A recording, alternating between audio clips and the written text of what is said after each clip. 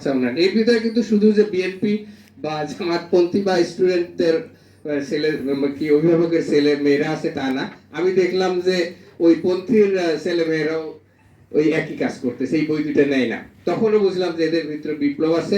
আমরা জানতাম এরা শুধু ফেসবুক দেখে, ইউটিউব দেখে, ফিজিক্যাল এরা খুবই উইক, বাট বাস্তবে তারা কি দেখিয়েছে আমরা তো দেখছি। এই জুন জুলাই আগস্টের এই গরমের ভিতরে তারা কি কষ্টটা করেছে, আমি তাদের প্রতি অবশ্যই সালাম জানাই, অবশ্যই সালাম জানাই। এখন আমার প্রস্তাবনা হচ্ছে যে সিলেবাসে ইনক্লুড করতে হবে এই জুলাই বিপ্লবকে।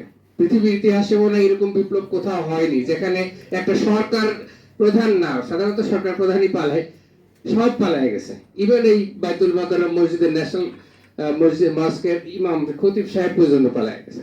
অবশ্যই এটা সিলেবাসে ইনক্লুড করতে হবে প্রত্যেক ক্লাসে এবং প্রত্যেক লেভেলে। ওয়ান। সেকেন্ড পয়েন্ট হচ্ছে আমার যে কালেকটিভ মেমোরি। ওই আমাদের ছোটবেলা বর্গি এলো দেশে, বর্গিরা আমরা দেখিও না, জানিও না। আমার ধারণা আপনারা অধিকাংশ বলতে পারবেন না বর্গি এরা কারা, বাট একটা ধারণা বর্গি মানে খারাপ জাতি। তারপরে এক সাগর রক্তমক্ত যে গান মান আবিষ্কার করা হয়েছে, এগুলো দিয়ে পাকিস্তানিদের বা যাদেরকে করা হয়েছে, ভিক্টিমাইজ করা হয়েছে, এই কালেকটিভ মেমোরিতে এই জিনিসটাকে দিয়ে দিতে হবে।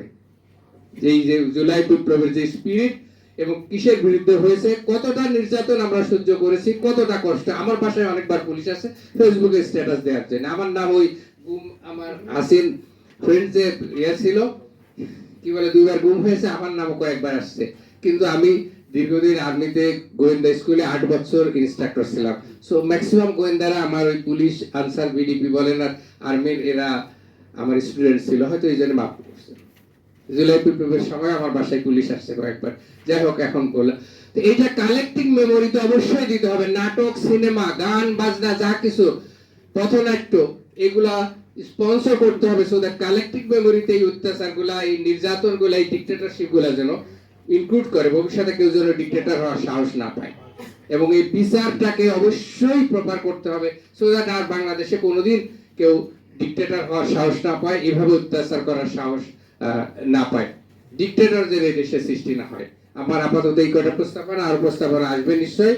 ধন্যবাদ অর্গানাইজেশনকে আমাকে এই সুযোগ দেওয়ার জন্য।